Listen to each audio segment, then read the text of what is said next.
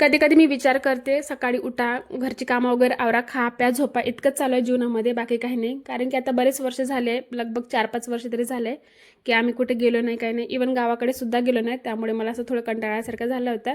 त्यानंतर मग कपड्याच्या घड्या वगैरे केलेल्या होत्या, त्या पण कपाटमध्ये ठेवून दिलं व्यवस्थित. आणि त्यानंतर मग स्वयंपाकाला लागले होते. तर आज मला हे बनवायचं होतं, न्यूट्रीला आपले सोयाबीन वडी. तर तेच मग भिजवले होते. त्यानंतर एक टोमॅटो होता आणि हे मसाला आहे जे मी असं प्युरी करून ठेवलेलं आहे. कांदा लसूण म्हणजे सगळ्या वस्तू भाजलेल्या, आपलं गरम मसाला वगैरे.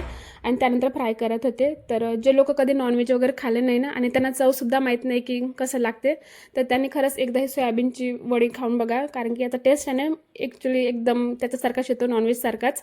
तर बघा आता माझी भाजी वगैरे झाली. आणि पाणी पण थोडं जास्त टाका, कारण की ही भाजी जेव्हा थंड होते ना, तर तेव्हा पाणी थोडंसं म्हणजे घट्टसर होते भाजी, म्हणून पाणी पहिलेच थोडंसं जास्त टाकून ठेवायचं. त्यानंतर मीठ पण आला मग.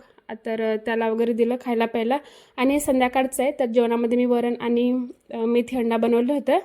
तर ते रात्रीच्या जेवणाचं होतं. तर चला, व्हिडिओ कसा वाटला सांगा, आवडलं तर लाईक करा, चॅनलला पण सबस्क्राईब करून घ्या. चला बाय.